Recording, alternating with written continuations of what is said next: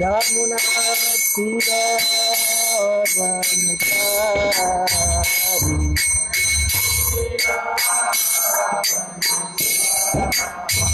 यमुना तीरवनचारी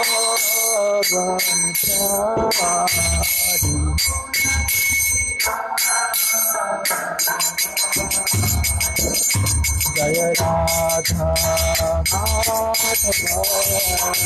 कुंज बिहारी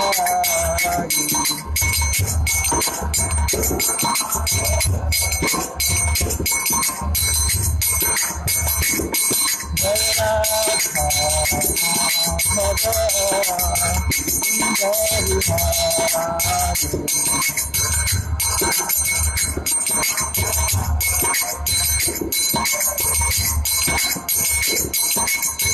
गोपी जना वल्लभ गिरिवरधारी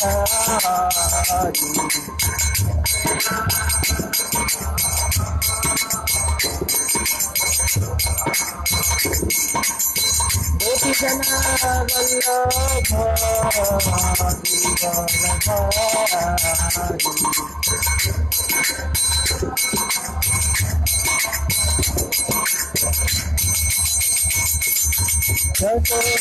यशोदानंदना व्रज जनरंजना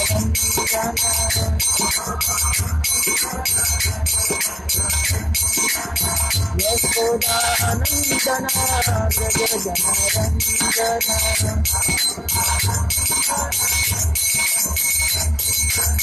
यमुना तीरवनचारी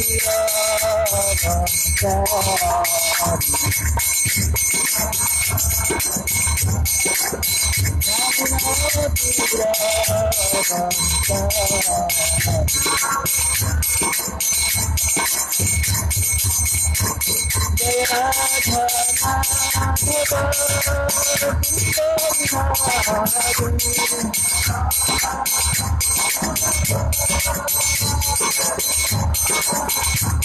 जय राधा माधव कुंज बिहारी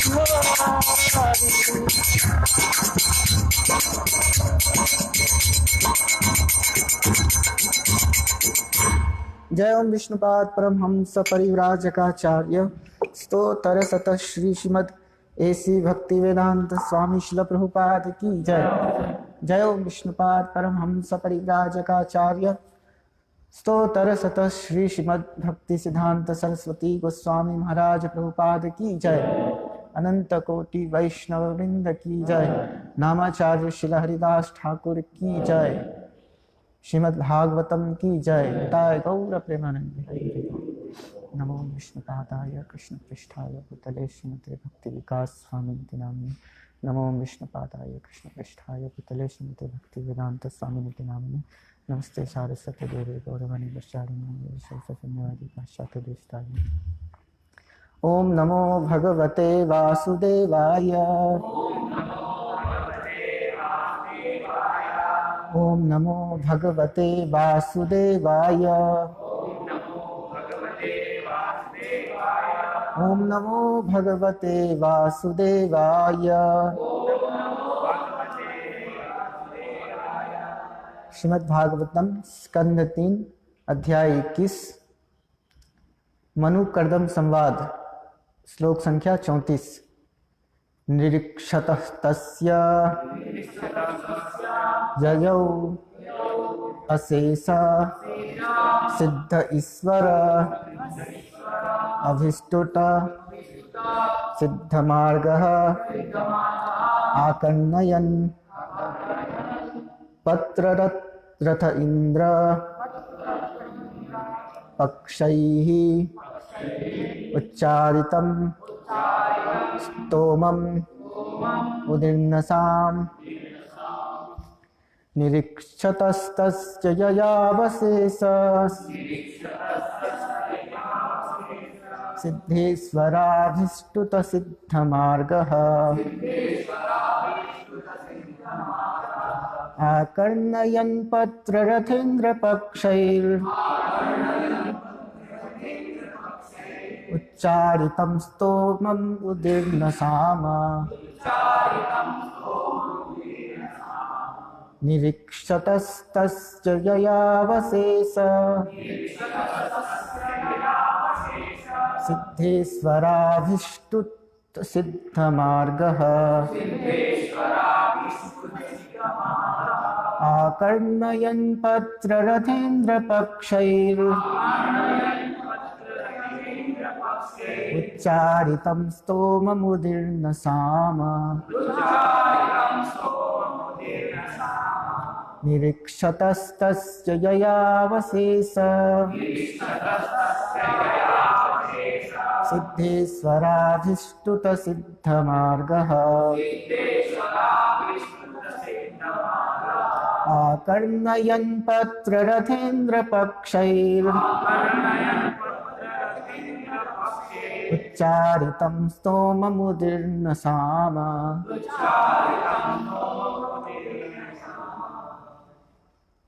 निरीक्षतस्तस्य ययावशेषः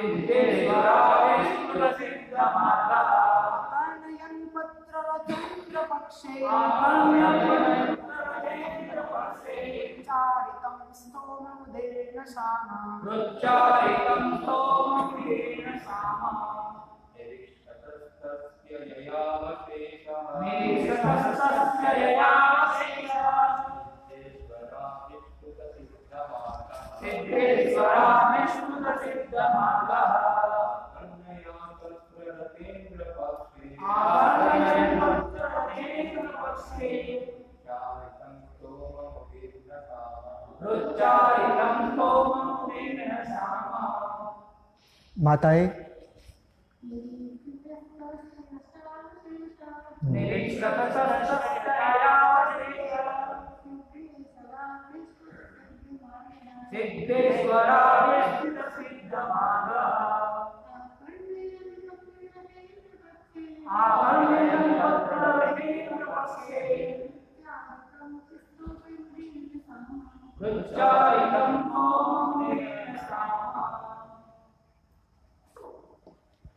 शब्दार्थ निरीक्षतस्तस्य, उसके देखते देखते, ययौ, वे चले गए, अशेष, समस्त, सिद्ध ईश्वर, मुक्त जीवों से, अभिष्टुता, प्रशंसित, सिद्ध मार्ग, वैकुंठ लोक का रास्ता, आकर्णयन, सुनते हुए, पत्र रथ इंद्र, गरुड़ पक्षी राज के, पक्षैहि, पंखों से, उच्चारितम, निकलने वाले, स्तोमम, स्तुति, उदीर्ण साम, साम वेद की आधार स्वरूप,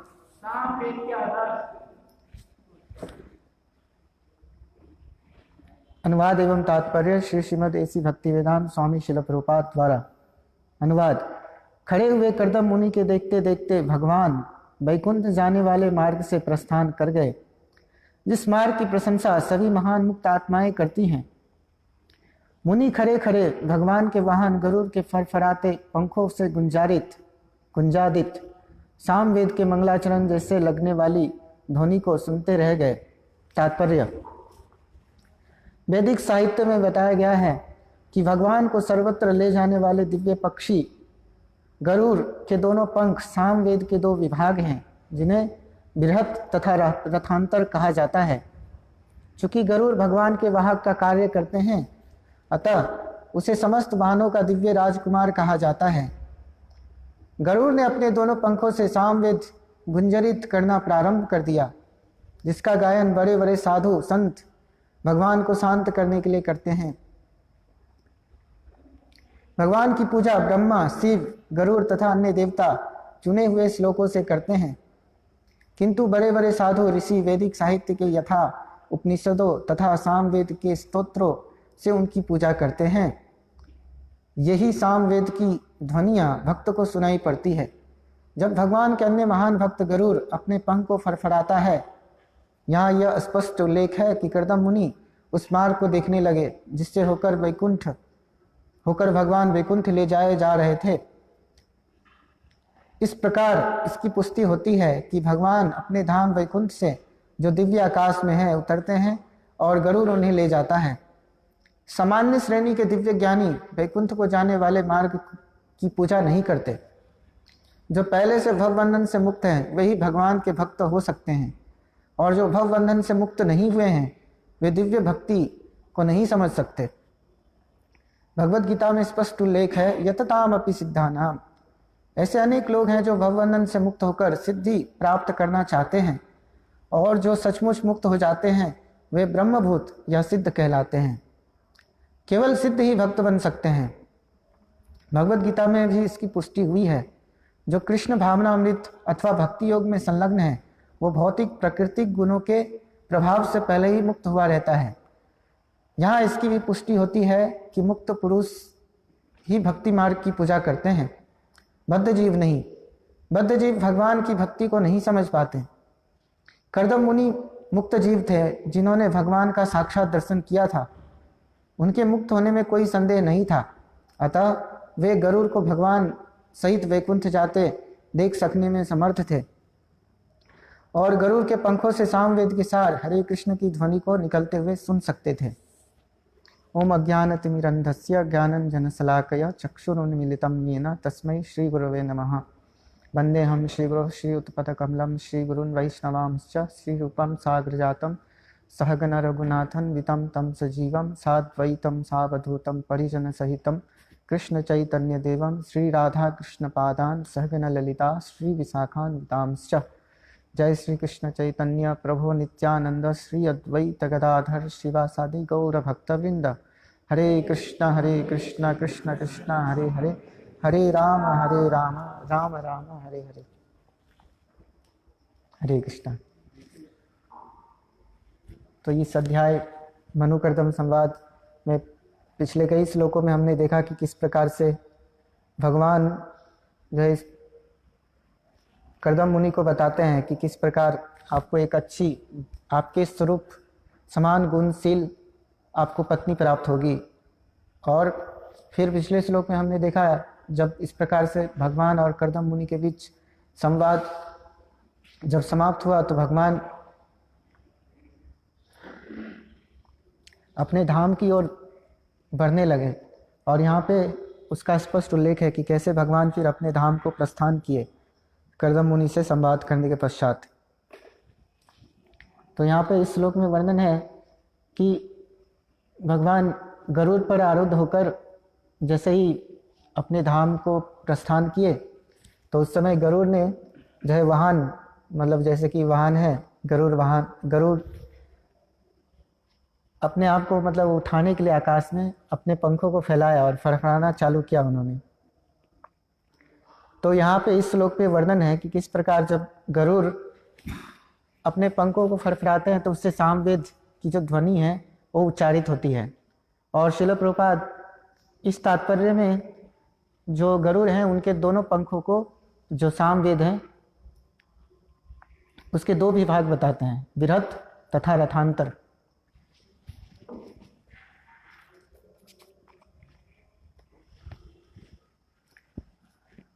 और भगवद गीता में हम देखते हैं भगवान कहते हैं जो वेदों में सामवेद हैं वो स्वयं भगवान हैं।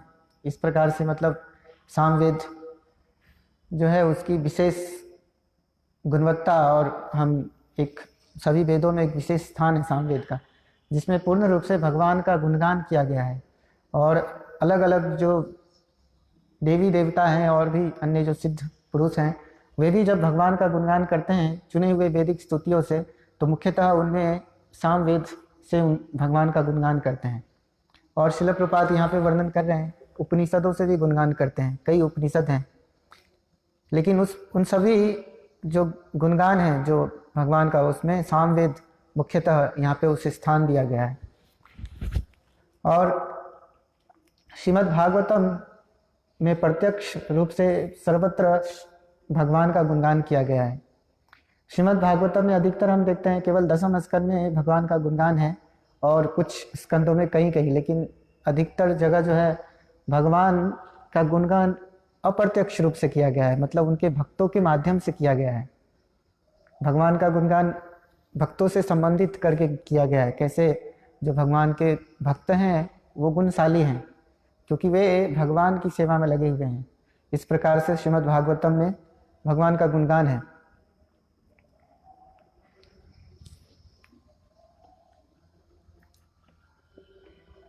जैसे बहुत सारे वैदिक स्तुतियां हैं, हम देखते हैं विष्णु सहस्त्र नाम है जिसमें भगवान के सहस्त्रों नामों का वर्णन है।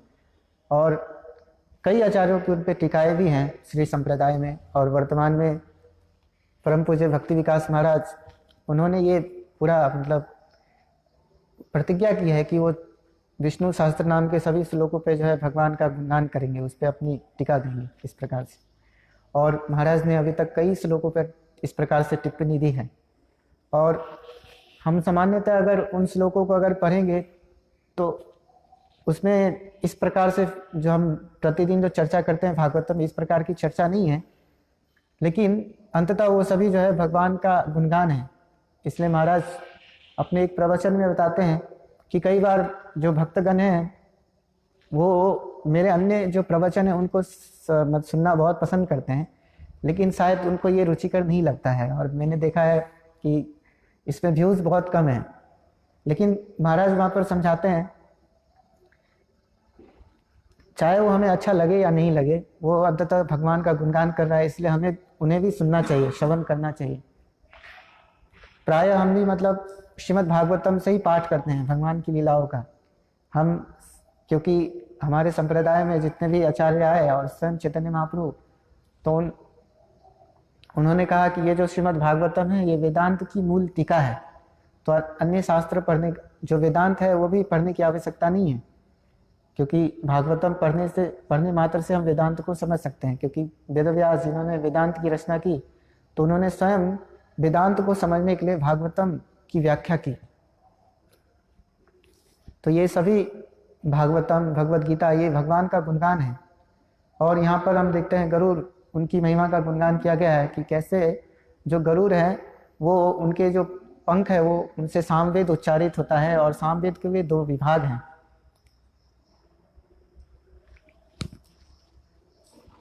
उनके दोनों पंख, जो गरुड़ जी के दोनों पंख हैं, वो सामवेद वेद के 2 विभाग हैं, रथांतर और विरहत।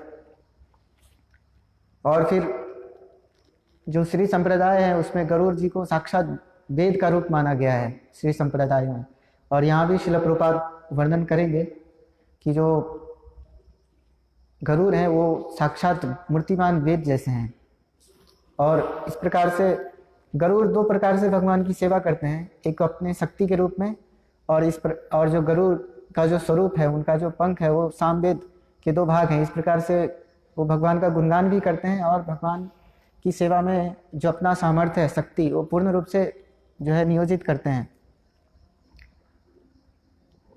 भागवतम में कई ऐसे दृष्टांत हैं और अन्य पुराणों में जहाँ पे गरुड़, उनकी महिमा का वर्णन है, उनके शक्तियों का वर्णन है। जैसे कि पिछले श्लोक में हमने देखा, सुदर्शन जो चक्र है, उनकी महिमा का गुणगान किया गया था पिछले कुछ श्लोकों में, जहाँ पे अलग अलग जो है दृष्टांत प्रस्तुत किए गए थे कि कैसे जो भगवान जैसे गुणशाली हैं, उसी प्रकार से सुदर्शन भी, क्योंकि वो भगवान से संबंधित हैं, वे भी गुणशाली हैं, गुणवान हैं, और भगवान के ही समान, लगभग भगवान के ही समान शक्तिवान हैं। और यहाँ तक कि जो शिव हैं, उनके लिए भी कठिन है इस प्रकार से सुदर्शन को चुनौती देना। तो ये इस प्रकार से वहाँ पर सुदर्शन की महिमा का गुणगान किया गया। और अलग अलग आचार्य उनकी महिमा का गुणगान करते हैं, जैसे कि हमने वहाँ पर देखा चैतन्य भागवतम में बहुत ही विस्तार से वर्णन है सुदर्शन का। तो इसी प्रकार से यहाँ पर गरुड़ जी की महिमा का गुणगान किया गया है। और बहुत सारे आचार्यों ने गरुड़ की महिमा को स्थापित करने के लिए बहुत सारे स्तुतियों का वर्णन किया है। श्रीमद् भागवतम में जहाँ पर विश्वरूप इंद्र को नारायण कवच के विषय में बतलाते हैं, तो वहाँ पे गरुड़ जी का एक बहुत ही अच्छा गुणगान किया गया है कि कैसे गरुड़ और समान, भगवान के समान गुणशाली हैं और सभी चीज़ों से रक्षा कर सकते हैं, समर्थ है सभी की रक्षा करने में। भागवतम में ही वर्णन है जब इस प्रकार से कृष्ण के साथ कुछ विघ्न होता था तो गोपिकाएं अलग अलग प्रार्थना करती थी, जिसमें एक प्रार्थना है जिसमें गरुड़ जी का भी वर्णन है कि गरुड़ धरती पर आप इनकी रक्षा करें, कृष्ण की रक्षा करें। अलग अलग देवी दिशाओं में अलग अलग देवी देवता और भगवान के ही अलग अलग रूप, जैसे हम तिलक लगाते हैं तो किस प्रकार से पद्मनाभ, केशव या फिर नारायण अलग अलग नाम उच्चारण करते हैं, इसी प्रकार से वहाँ पे गोपिकाएं भगवान के अलग अलग नाम का उच्चारण करके भगवान से प्रार्थना करती हैं कि वो भगवान की रक्षा करें अलग अलग दिशाओं से। तो वहाँ पे गरुड़ का भी वर्णन है। और गरुड़ की शक्ति है उसके विषय में हम कुछ चर्चा करेंगे, और उनकी कुछ गरुड़ की लीलाएं हैं उनका भी चर्चा करेंगे। तो भागवतम में वर्णन है एक बार ऐसा हुआ जब विनता जो गरुड़ की माँ है और इस प्रकार से उनकी मौसी कद्रु, ये महाभारत में वर्णन आता है, तो उनके बीच कुछ संवाद हुआ कि जो सूर्यदेव हैं उनके रथ में कौन सा घोड़ा है, अश्व है। तो इस प्रकार से विनता ने कहा जो मैंने तो आज तक देखा है उसमें सभी जो घोड़े हैं वो श्वेत हैं, लेकिन कद्रु ने कहा नहीं, उसमें जो अश्व लगे हुए हैं वे काले हैं, शायद तुम्हें पता नहीं, तुमने अच्छा से देखा नहीं होगा। तो अभी उनके बीच ये शर्त था, अगर जो पराजित होगा उसे आजीवन एक मतलब हमारी दासत्व को स्वीकार करना होगा।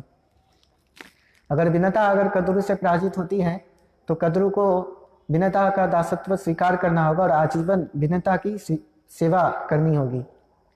और अगर कद्रु इस प्रकार से पराजित होती है तो फिर कद्रु है वो विनता की दासत्व स्वीकार करेगी।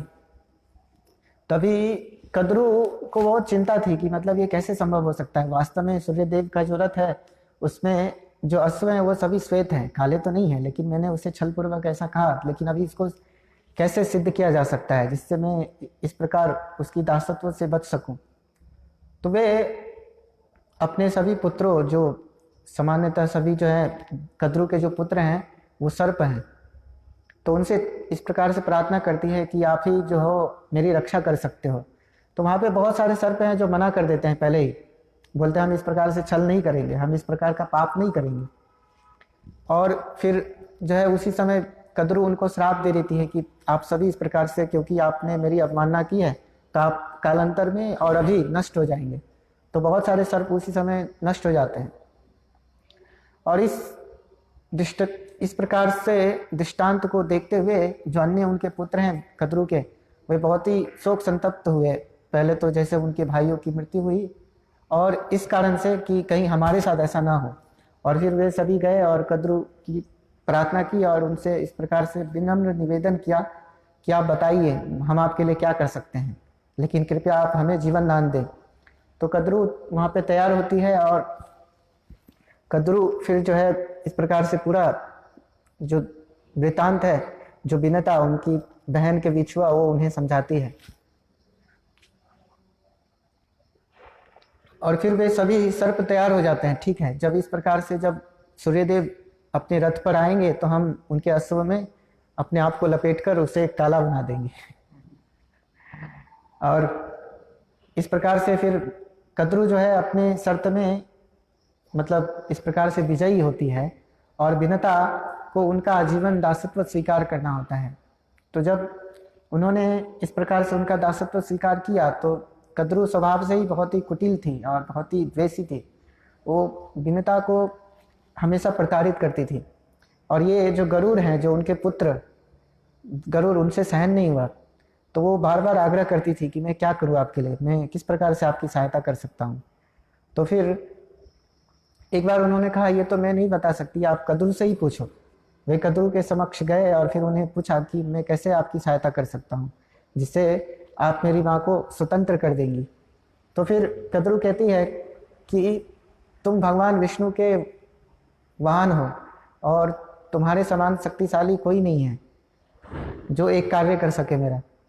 मेरे जितने भी पुत्र हैं उसका कल्याण तभी हो सकता है जब उन्हें अमृत प्राप्त हो।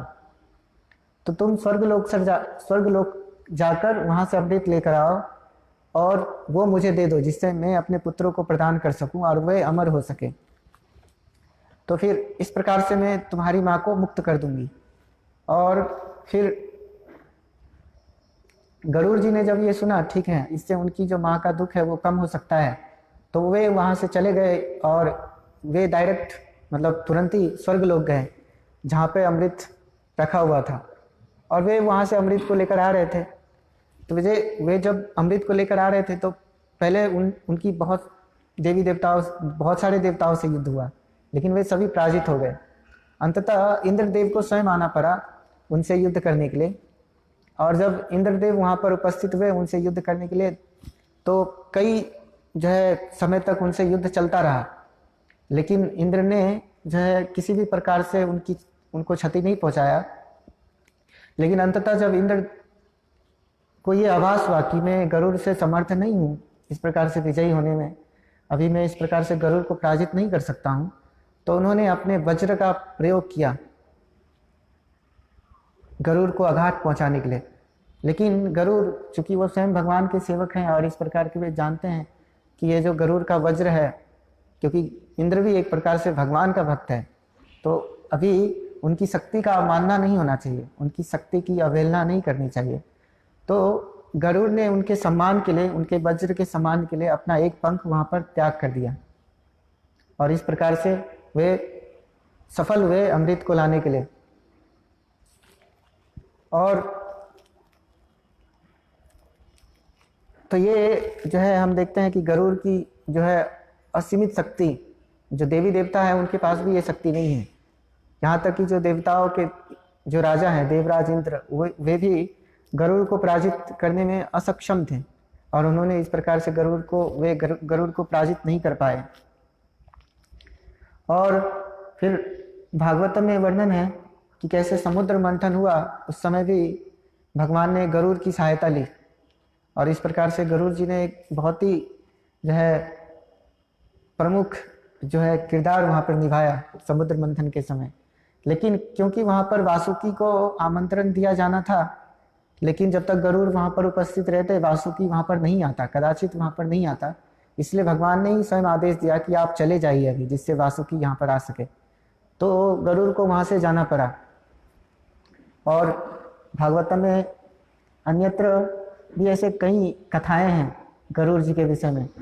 एक बार जब गरुड़ इस प्रकार से बहुत ही भूखे थे और वे यमुना के निकट आए, तो उन्होंने वहाँ पर तुरंत ही अपनी जो उनकी क्षुधा है उसको मिटाने के लिए वहाँ से यमुना से मछलियों को पकड़ना प्रारंभ किया और उसे खाने लग गए।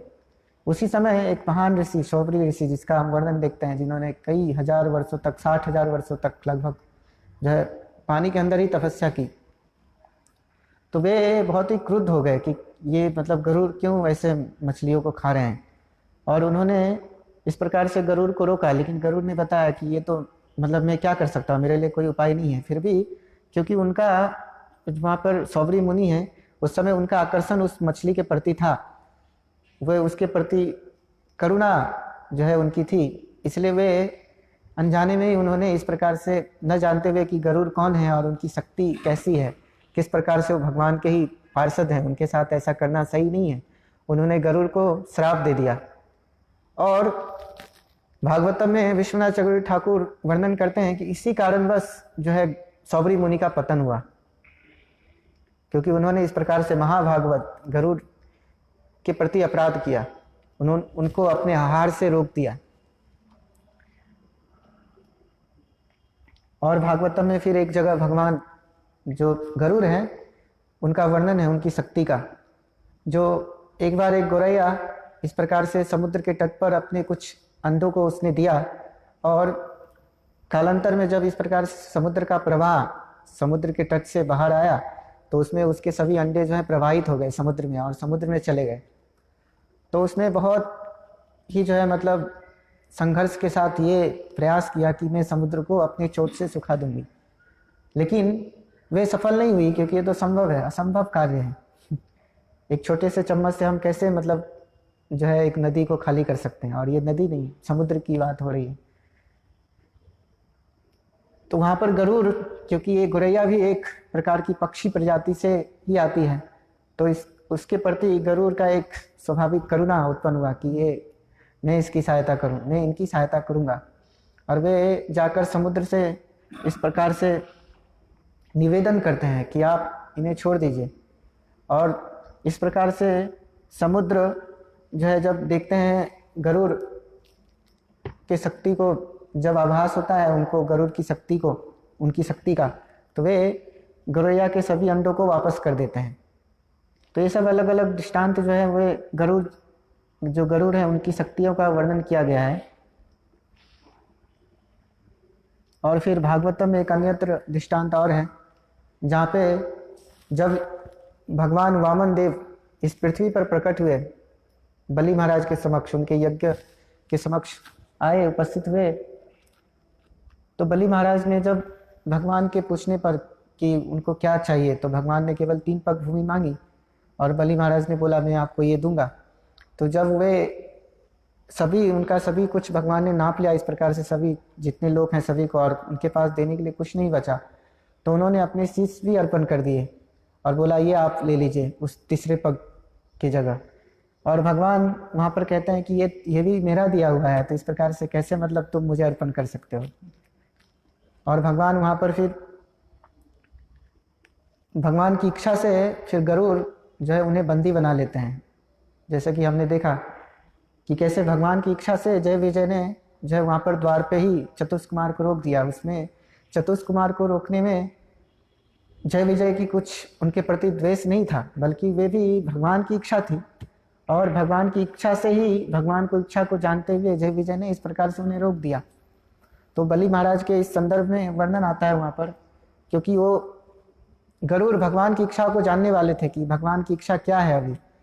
और वहाँ पे 2 कारण था, एक भगवान की इच्छा थी और दूसरा कारण ये था कि वे स्थापित करना चाहते थे कि बलि महाराज किस प्रकार से भगवान के प्रति पूर्ण रूप से शरणागत हैं, किस प्रकार से भगवान के प्रति बलि महाराज का जो समर्पण है वो किसी भी चीज़ से उसकी तुलना नहीं की जा सकती है, उसकी समानता नहीं की जा सकती है, उनके गुणों की समानता नहीं की जा सकती है।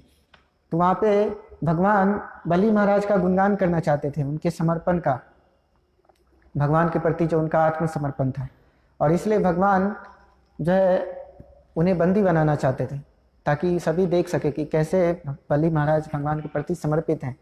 और इस भगवान के इस हेतु को जानकर तुरंत ही गरुड़ उद्यत हुए और उन्होंने इस प्रकार से बलि महाराज को बंदी बना लिया। तो ये कुछ अलग अलग लीला है जहाँ पर हम देखते हैं कि कैसे भगवान की अलग अलग लीलाओं में गरुड़ जी ने सहायता की, और रामायण में भी वर्णन है कि किस प्रकार से गरुड़ जो है उन भगवान की लीला में सहायता करते हैं। और एक बार भगवान जब इस प्रकार से गरुड़ की सेवा से प्रसन्न हुए तो भगवान ने उनसे पूछा कि आप क्या वर चाहते हैं। तो फिर गरुड़ ने उन्हें कहा कि मैं आजीवन, मतलब मैं हमेशा आपका जो है वाहन बन के रहूं। और इस प्रकार से भगवान ने बोला ठीक है, मैं आपको 2 वरदान दूंगा, आप मेरा वाहन रहेंगे हमेशा, मैं जहाँ भी जाऊँगा आपके साथ ही जाऊँगा। और जो भगवान का जो ध्वज है वो भी गरुड़ ध्वज है, तो जो गरुड़ हैं वो इस प्रकार से भगवान के ध्वज के रूप में भी सेवा करते हैं। और कई ऐसे श्लोक हैं जिसमें वर्णन है कि जो गरुड़ हैं उनके ध्वज को देखने मात्र से ही जो अनेक प्रकार के जो हम अमंगल है वो सभी दूर हो जाते हैं। और इसीलिए प्रायः जो विष्णु मंदिर है उसमें जो गरुड़ स्तंभ है, जो जितने भी हम देखते हैं, जो प्राचीनतम जो विष्णु मंदिर है जो श्री संप्रदाय के द्वारा स्थापित की गई है, तो उसमें गरुड़ स्तंभ जो स्थापित किया जाता है गरुड़ की महिमा का गुणगान करने के लिए, और इसके लिए क्योंकि वे भक्तों को रक्षा प्रदान करने वाले हैं। गरुड़ भक्तों को सामान्यतः जो है इस प्रकार से भक्तगण हैं वो गरुड़ से या फिर जो भगवान के अलग अलग पार्षद हैं, सुदर्शन है, उनसे रक्षा के लिए प्रार्थना नहीं करते, लेकिन क्योंकि वे भी भगवान की सेवा में इस प्रकार से उन्नत स्थिति में हैं, तो वे जो भक्तगण जो भगवान की सेवा कर रहे हैं, तो गरुड़ और ये चक्र हैं और अन्य जो भगवान का आयुध है वो भगवान की इस प्रकार से भक्तों की रक्षा करते हैं। तो ये गरुड़ की महिमा का वर्णन किया गया है। और फिर हम देखते हैं कि कैसे जहाँ पे वर्णन किया श्रील प्रभुपाद ने,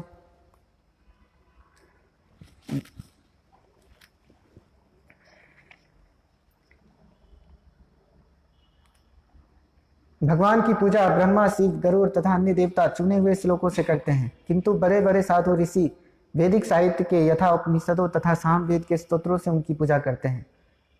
तो भगवान के जितने भी महान महान भक्त हैं वो भगवान की गुणगान कैसे करते हैं? वैदिक साहित्य अलग अलग जो है वैदिक स्तोत्रों से करते हैं।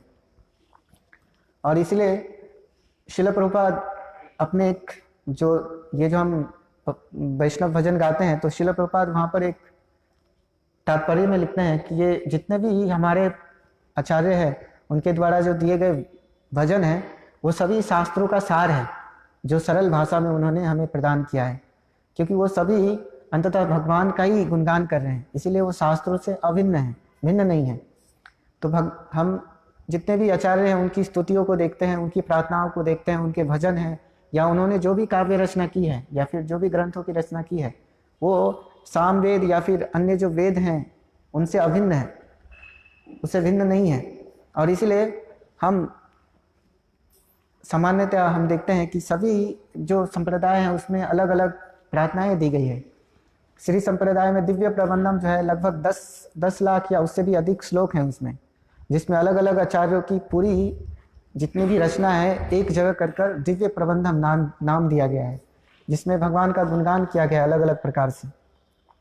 तो ये सभी श्लोक जो हैं भगवान का गुणगान करने वाले हैं और इसलिए ये वेदों से अभिन्न है।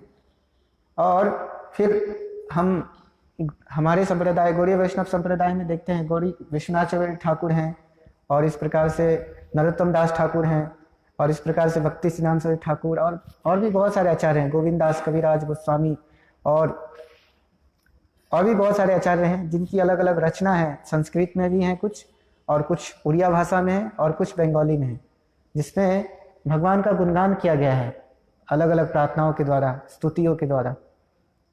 तो भगवान का गुणगान करने की क्या आवश्यकता है? भगवान अपने कार्यों से स्वयं ही जो है सभी लोकों में और अलग अलग जो है जो उन्नत जीव हैं, देवी देवतागण, किन्नर गंधर्व, उनके द्वारा हमेशा महिमा मंडित होते हैं। तो हमें भगवान की गुणगान करने की क्या आवश्यकता है? क्योंकि भगवान का गुणगान करने मात्र से जितने भी अभद्र हैं हमारे हृदय में वो क्रमशः नष्ट हो जाते हैं। श्रीमद् भागवत में बताया, श्रीनवताम स्वकथा कृष्णा पुण्य श्रवण कीर्तना हृदंतो सोई अभद्रानी विदुनोति श्रित सताम। अर्थात जब हम श्रीमद् भागवतम या ऐसे अन्य वैदिक ग्रंथ हैं जिसमें भगवान का गुणगान अप्रत्यक्ष अप्रत्यक्ष रूप से जहाँ भी किया गया है, अगर वो करते हैं तो हमारे हृदय में जितने भी काम क्रोध लोभ मद मत्सर्य जितने भी अभद्र हैं शनैः शनैः जो है वो नष्ट हो जाता है, जिससे एक दिन हम भी उस स्तर को प्राप्त कर सकते हैं जो इन आचार्यों ने, हम देखते हैं हमारे पूर्ववर्ती जो आचार्य हैं उन्होंने प्राप्त किया है। श्रील प्रभुपाद वर्णन करते हैं कि जो गरुड़ हैं वो भगवान के नित्य पार्षद हैं और ऐसा कभी नहीं है जो वो इस भौतिक जगत में आते हैं। और श्री संप्रदाय में ऐसे कई अलवार हैं जो आचार्य हैं, उनको गरुड़ जी का अवतार बताया गया है, जो आए और इस प्रकार से जो भगवान की महिमा है उसको स्थापित करने के लिए उन्होंने प्रचार किया। और ये सामान्य दृष्टिकोण है कि हम देखते हैं, हम जब देखते हैं किसी भी भक्त को, तो जब तक हम इस जड़ बुद्धि में हैं, मतलब हम वैकुंठ चेतना में नहीं हैं, तो हम सोचते हैं वह भी हमारे तरह सामान्य है, सामान्य व्यक्ति है, जैसा कि भागवत में वर्णन है गुरु सुनरमति।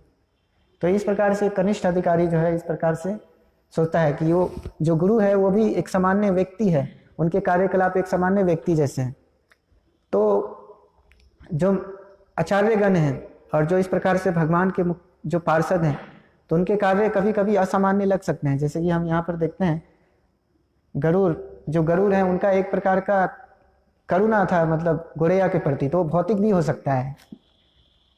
भरत महाराज के दृष्टांत में हम देखते हैं कि कैसे भरत महाराज का आकर्षण हुआ हिरणी के प्रति, हिरण का जो बच्चा है शावक उसके प्रति, और इसके कारण उनका पतन हो गया। और हम इससे यहाँ पर यह भी तुलना कर सकते हैं कि कैसे गरुड़ है, उनकी भी एक प्रकार से जो है उनका आकर्षण हुआ गोरैया के प्रति। लेकिन उन दोनों में हम देखते हैं बहुत भेद है। जो एक सामान्य व्यक्ति का जो आकर्षण है एक भौतिक तत्वों के प्रति, एक भौतिक जो पदार्थ है उसके प्रति, या सामान्य व्यक्ति के प्रति, सामान्य संसार के प्रति, संसार के लोगों के प्रति, वो केवल भौतिक आकर्षण होता है। लेकिन यहाँ पे जो हम देखते हैं जो महान आचार्य हैं और जो इस प्रकार से भगवान के जो पार्षद हैं, उनका जो किसी के प्रति आकर्षण है वो केवल उनका किस प्रकार से लाभ होगा उनके आध्यात्मिक जीवन में, किस प्रकार से वे आध्यात्मिक जीवन में प्रगति करेंगे, इसलिए उनका आकर्षण होता है। हम आचार्य जो हमारे जितने भी पूर्ववर्ती आचार्य हैं, उनके जब हम गुणगान सुनते हैं तो उसमें वो अपने आप को एक सामान्य क्षुद्र जीव के तरह व्यक्त करते हैं कि कैसे मैं इस भवसागर में फंसा हुआ हूँ और कैसे मैं इससे निकल पाऊंगा। दैन्य प्रार्थनाएं जिसमें अपनी दीनता को स्थापित करते हैं। तो वास्तव में वो उनकी जो दीनता है या फिर जो एक करुणा है जीवों के प्रति, वो केवल उनको भगवान का कृपा प्रदान करने के लिए है, जिससे वे सभी भगवान के विषय में सुनने मात्र से, भगवान के विषय में श्रवण करने से और भगवान की सेवा में संलग्न होने से क्रमशः जो है इस भौतिक संसार से निकल पाएंगे। क्योंकि इस भौतिक संसार से निकलने के लिए एक ही उपाय है, श्रीनवताम स्वकथा कृष्ण, सतत रूप से भगवान का कीर्तन करना। और जब हम इस प्रकार से ये श्रवण कीर्तन की जो प्रणाली है, जो ये विधि बताई गई है, उसका गंभीरता पूर्वक अगर पालन करते हैं तो हम अपने जीवन में भी स्वयं देखते हैं कि हमारी प्रगति होती है भक्ति में, और भगवान की सेवा करने के प्रति जो समर्पण है वो उत्पन्न होता है।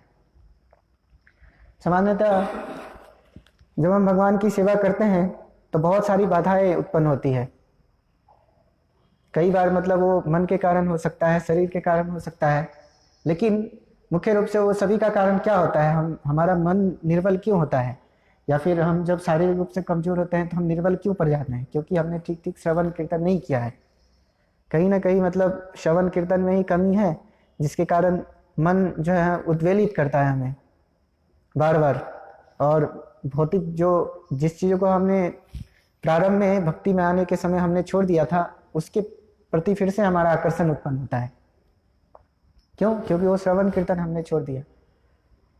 तो यहाँ पे जो गरुड़ का वर्णन किया गया है, उनकी लीला का वर्णन किया गया है, तो ये भगवान का गुणगान है, प्रत्यक्ष रूप से भगवान का ही गुणगान है।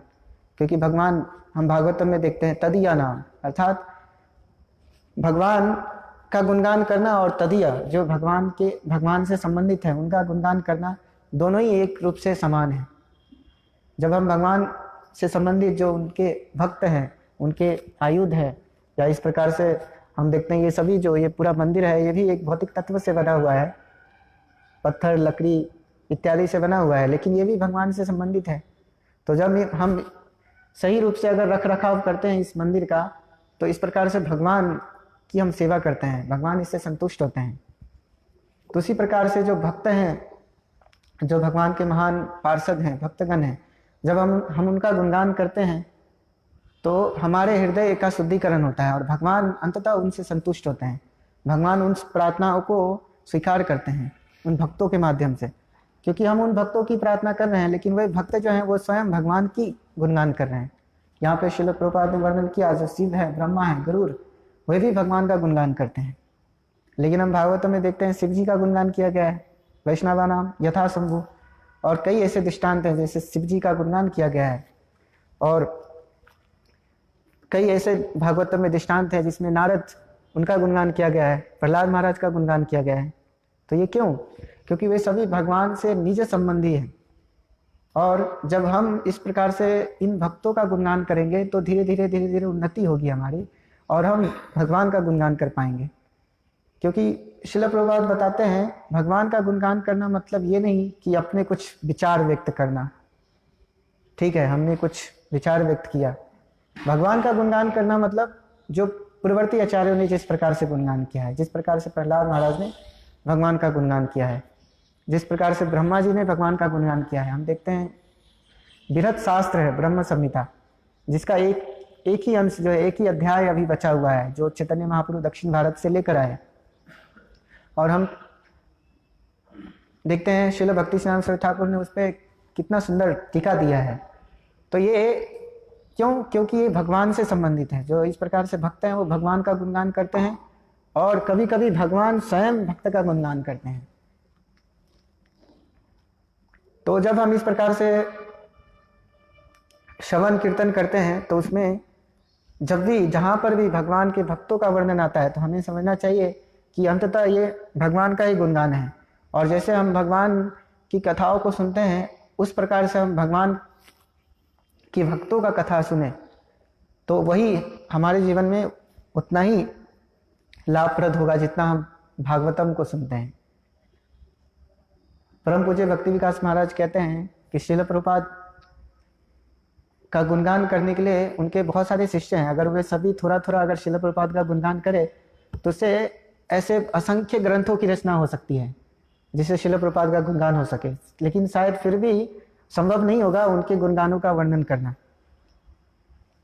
तो ये इस प्रकार से भगवान के जो भक्त हैं उनकी स्थिति है ये, क्योंकि वे पूर्ण रूप से भगवान की सेवा में लगे हुए हैं, तो वे समान अधिकारी हैं भगवान के समान ही गुणान्वित होने के लिए।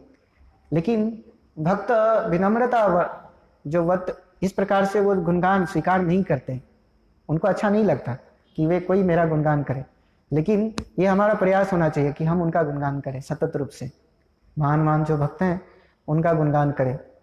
और इस प्रकार से श्रील प्रभुपाद यहाँ पे वर्णन करते हैं कि भगवान का जो धाम है या भगवान का जो वाहन है उसका गुणगान कौन कर सकता है? जो भक्त है, जो सामान्य ज्ञानी है, उनके लिए मतलब कोई मतलब उनका उससे अटैचमेंट नहीं है भगवान के धाम से या किसी चीज़ से। वे केवल निर्गुण निराकार में लीन हो जाना चाहते हैं, क्योंकि उनको लगता है जैसे भौतिक जगत में जो भी संबंध है उसमें दुख मिलता है आदान प्रदान करने से, ऐसे भगवान के साथ भी जब हम आदान प्रदान करेंगे तो उसमें भी हमें दुख ही मिलेगा, उसमें सुख नहीं मिल सकता है। क्योंकि उन्होंने कभी इस प्रकार से भगवान का गुणगान जो है वो प्रमाणिक स्रोत से नहीं सुना है, तो इसलिए वो भगवान के इस महिमा को नहीं समझ पाते हैं और अंततः जो है भगवान के प्रति भी अपराध कर देते हैं और भगवान को निराकार स्थापित करना चाहते हैं। दो प्रकार के जो भी वैदिक ग्रंथ है उसमें हम देखते हैं दो प्रकार की रचनाएं हैं, एक तो वैष्णव रचनाएं हैं और एक मीमांसकवादी हैं जो मायावादी हैं उनकी रचनाएं हैं। तो दोनों ही वैदिक रचनाएं हैं, दोनों ही एक ही वैदिक जो स्तोत्र हैं उस पर टीका दे रहे हैं, लेकिन दोनों का जो भाव है बिल्कुल ही अलग है। जो मीमांसक होते हैं उनका पूरा प्रयास होता है कैसे भगवान है उसको नकार देना, उनकी स्थिति उनको नकार देना। वो हर संभव प्रयास करते हैं कि कैसे भगवान जो है उसको बस इस प्रकार से, शिल प्रभुपाद बोलते हैं भगवान के मुख को बंद कर देना चाहते हैं वे।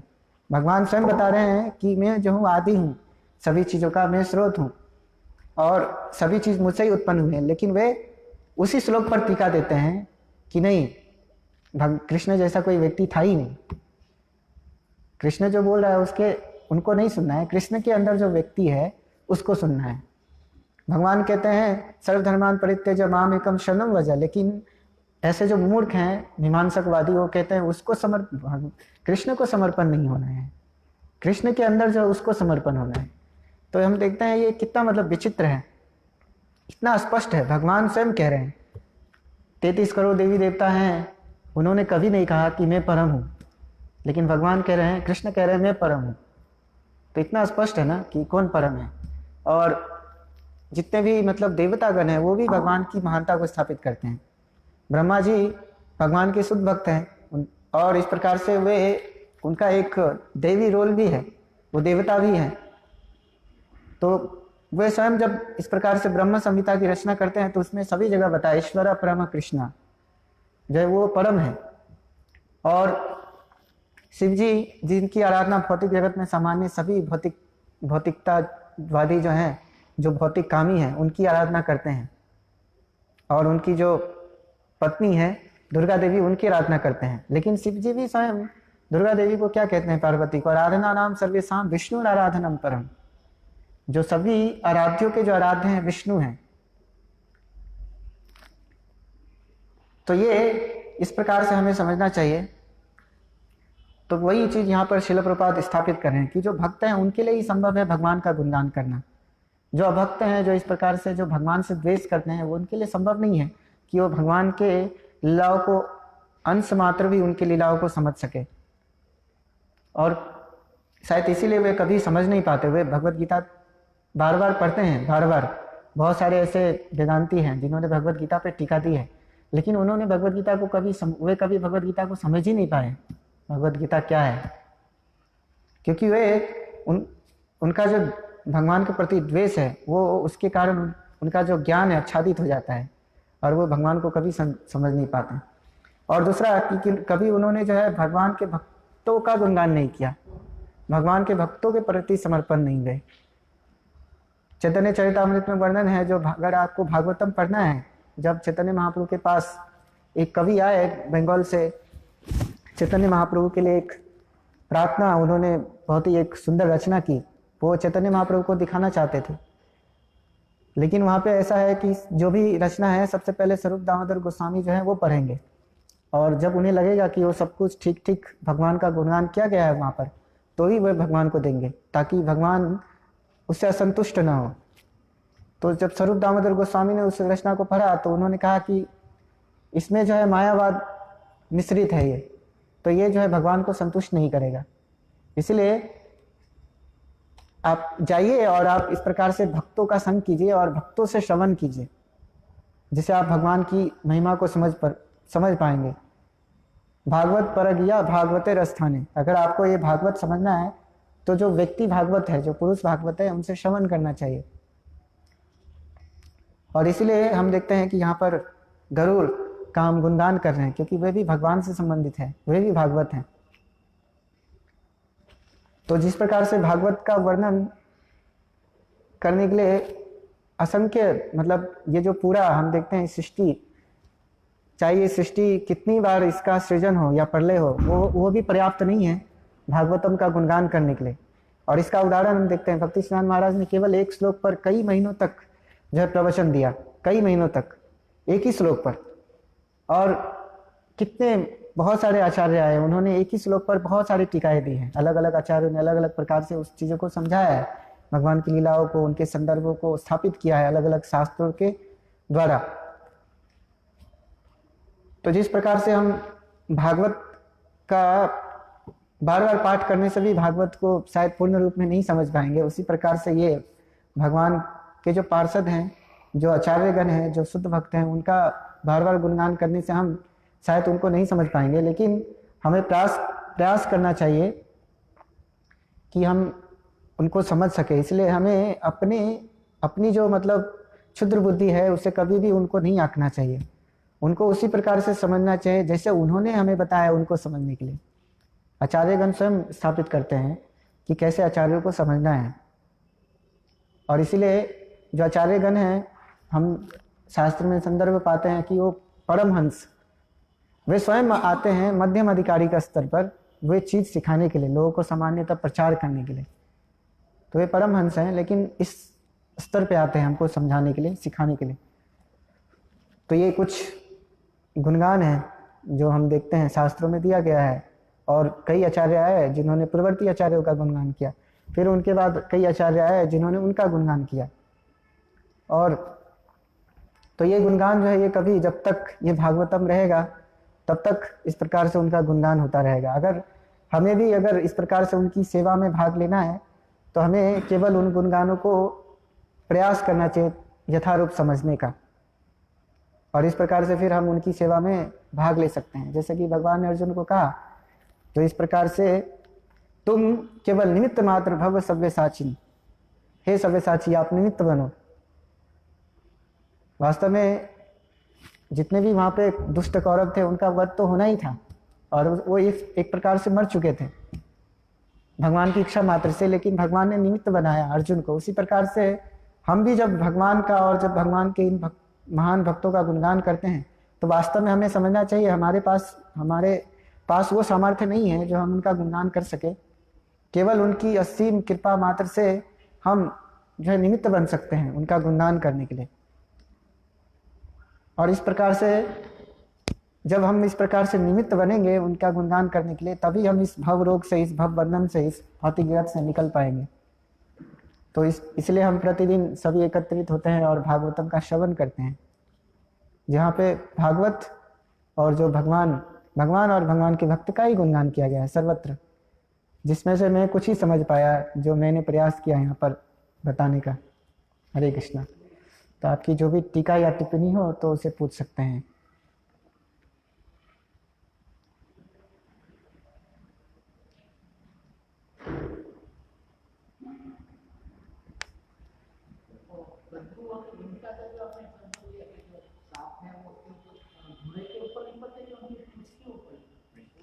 अभी ये मुझे स्पष्ट नहीं है।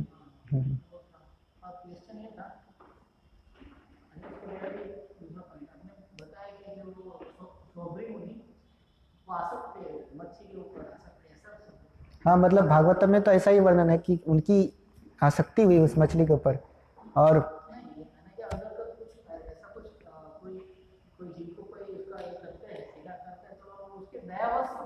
वो दया तब होता है जब वो दया तब होगा जब हम दोनों की स्थिति को नहीं जानते हैं, क्योंकि वहाँ पे सौबरी मुनि जानते थे गरुड़ कौन है एक रूप से, लेकिन फिर भी उन्होंने उनकी स्थिति को नहीं देखा, उनकी शक्ति, उनका जो गुण है उसको उतना वैल्यू नहीं दिया उन्होंने। वहाँ पर उस मछली को वैल्यू दिया, क्योंकि एक प्रकार की आसक्ति उनके प्रति उत्पन्न हुई थी उनके हृदय में, और यही कारण था जो उनका पतन हुआ, अपराध हुआ। नहीं तो अपराध क्यों होता?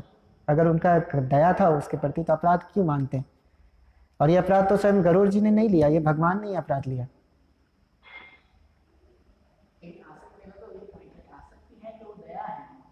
वो आसक्ति है वहाँ पे।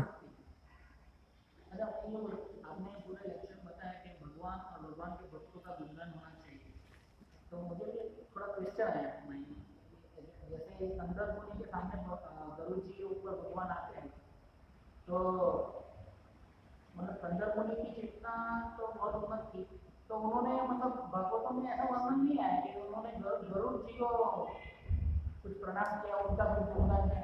उन्होंने डायरेक्ट भगवान का ही गुणगान किया, भगवान आपका सर्वशक्तिमान है ऐसे। उनमें मतलब गरुड़ जी को भी प्रणाम ऐसा कुछ मेंशन नहीं हुआ, तो मतलब हमको क्या समझ? अब वो यहाँ पे मेंशन नहीं है, होगा किसी, लेकिन यहाँ पे जो प्रभुपाद जो वर्णन कर रहे हैं वो वर्णन कर रहे हैं उनकी महानता का, गरुड़ की महानता का। तो मैंने उस परिप्रेक्ष्य को लेकर गरुड़ का गुणगान किया, जो गरुड़ जी हैं उनका गुणगान किया। मतलब ये जरूरी नहीं है कि सभी जगह मतलब डिटेल में ही होगा। जैसे कि वहाँ पर जय जब चतुष कुमार आए तो जय विजय ने मतलब इस प्रत्यक्ष रूप से मतलब उनका गुणगान नहीं किया, लेकिन वो गुणगान होने के योग्य है ना। तो उसी प्रकार से गरुड़ भी महिमा मंडित होने के योग्य हैं। जैसे हनुमान है तो हनुमान का भी मतलब हम रामायण में देखते हैं, ऐसा प्रत्यक्ष रूप से कहीं गुणगान नहीं है, लेकिन भगवान उनका गुणगान करते हैं। तो ये सामान्य मतलब एक विचार है, मतलब जो तत्व ये ज्ञान है कि जो भगवान के जो संबंधित जो भी चीज है हमें उनका गुणगान करना चाहिए।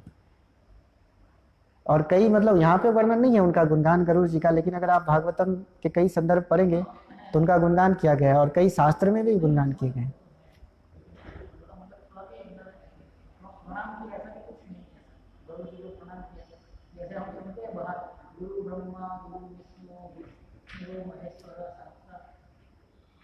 अभी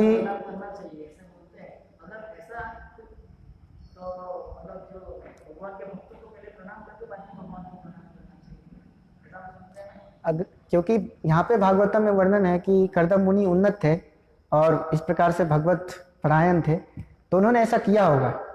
जरूरी नहीं है कि सब कुछ मतलब यहाँ पे वर्णन ही है। वो जब हम पूर्ववर्ती आचार्यों की टीकाओं को पढ़ेंगे या फिर अन्य कोई जो शास्त्र में जहाँ पे इसके संदर्भ हैं उससे जब हम सुनेंगे तो हम जान सकते हैं डिटेल में।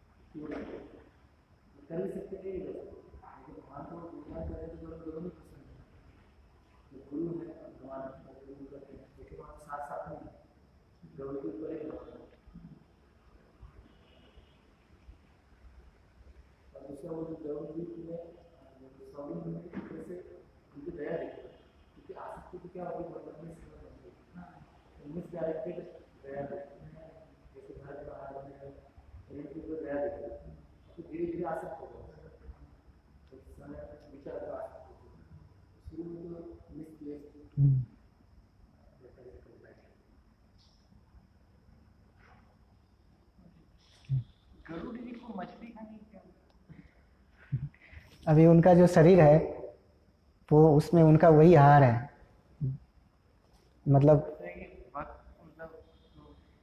भगवान को जो अर्पण होता है तो उस संदर्भ में अगर हम देखेंगे। हाँ, लेकिन भगवान ने ही उनको छूट दिया है ना, क्योंकि उनका जो शरीर है जो पक्षी का शरीर है, जो वो सामान्यतः मछली खाते हैं, उन सांप भी खाते हैं, तो इसलिए गरुड़ से दूर रहते हैं। सर्प गरुड़ की परछाई से भी दूर रहते हैं। हर जीव का अलग अलग आहार है ना, तो इस प्रकार से गरुड़ की भी एक अलग स्थिति है। और भागवतम में वर्णन है जो गरुड़ है वो किन्नर लोक के निवासी हैं, क्योंकि वहाँ पे जो अधिकतर जो है सभी सामान्यतः मनुष्य जैसे ही दिखते हैं, लेकिन उनके भी पंख होते हैं, और इस प्रकार से गरुड़ भी वहीं के निवासी। तो इस प्रकार से सभी का अलग अलग जो है आहार भी प्रदान किया गया है। तो गरुड़ का भी वो आहार है। जैसे हमारा जो आहार है वो अन्न है, फल हैं, फूल हैं, सब्जियां हैं, लेकिन हम जब मांसाहार करेंगे तो हमारे लिए पाप होगा, लेकिन गरुड़ के लिए वो पाप नहीं है।